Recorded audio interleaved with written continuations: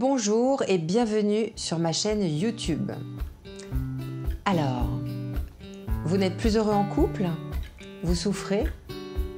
Vous n'avez plus rien à vous dire? Peut-être que vous vivez en parallèle comme des colocataires? Ou est-ce que votre conjoint vous a trahi? Ou encore, est-ce que votre compte affectif est vide? Si vous regardez cette vidéo, c'est probablement qu'il y a un malaise dans votre couple et que vous vous posez la question de vous séparer. Avant de prendre la décision de la séparation, qui va impacter profondément l'avenir de toute votre famille et de vous-même, faites le point. Donc dans cette vidéo, pour vous aider à y voir plus clair, je vous propose de faire un bilan de votre couple avec quelques questions que je vais vous poser. Donc, prenez de quoi écrire pour accompagner votre réflexion.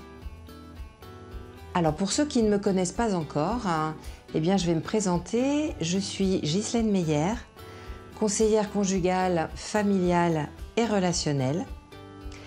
Ma mission, c'est de transmettre mon expérience de femme et de thérapeute à toutes les personnes qui sont en fait en recherche et curieuses d'aller mieux pour retrouver la joie de vivre et le bonheur d'aimer. Et pour vous y aider, vous allez trouver de nombreux articles sur mon site instantspourelle.com et de nombreuses vidéos sur ma chaîne YouTube à laquelle je vous invite à vous abonner si ce n'est pas encore fait. Et puis n'hésitez pas à liker les vidéos qui vous plaisent et à les partager et vous trouverez plein d'autres informations dans la description qui accompagne cette vidéo. Pour commencer votre bilan, la première question à vous poser, c'est « Y a-t-il quelqu'un d'autre ?» Et si la réponse est oui, posez-vous la question « Est-ce que cette histoire est vraiment sérieuse ?» Parce que si c'est le cas, c'est presque inutile de vous lancer dans un bilan.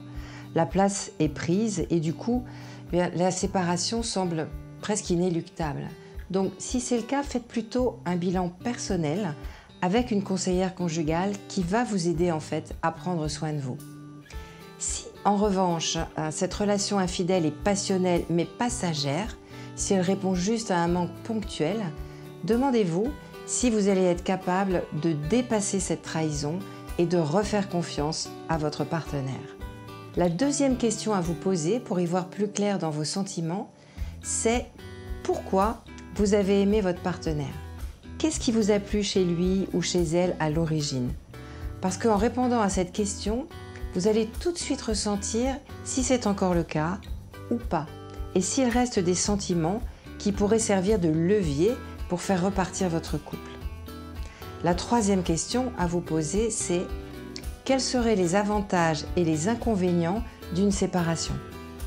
Cette démarche, elle est très concrète et c'est ça qui va vous permettre de bien évaluer les raisons de partir ou de rester et de faire le bon choix. Alors prenez un papier, un crayon et faites 2 colonnes. Dans la première, les avantages, ce que vous y gagnez, et dans la seconde, les inconvénients, c'est-à-dire ce que vous allez y perdre. Et vous devez tout prendre en compte. Les aspects pratiques, les aspects matériels, les aspects financiers, affectifs, émotionnels, relationnels, familiaux. Et bien sûr, les enfants, qu'il faut toujours tenter en priorité de préserver.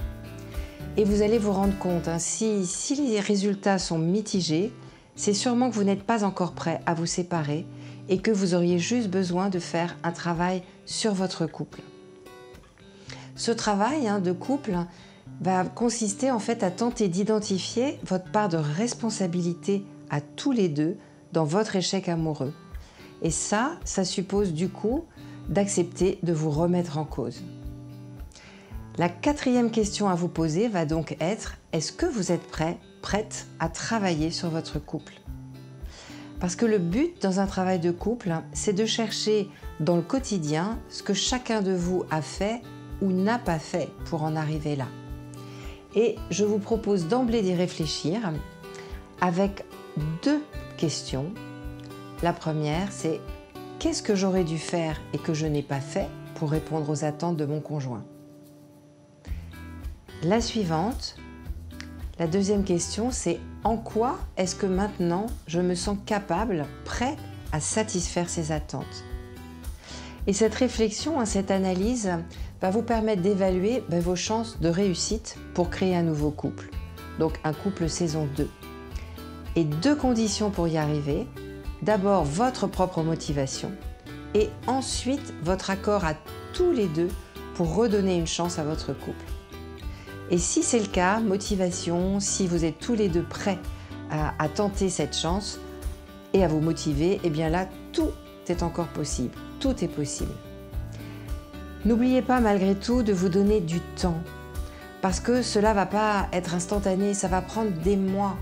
Et la reconstruction, elle va se faire, mais pas à pas. Et du coup, il faut effectivement de la motivation, des efforts et surtout beaucoup de patience. Parce que c'est 50-50, vous allez devoir tous les deux apporter toute votre énergie et tenter de faire différemment en répondant cette fois en conscience aux attentes et aux besoins de votre partenaire. Ce qui va supposer de dialoguer régulièrement. Et ça, c'est pas si facile que ça, surtout quand ça va pas bien.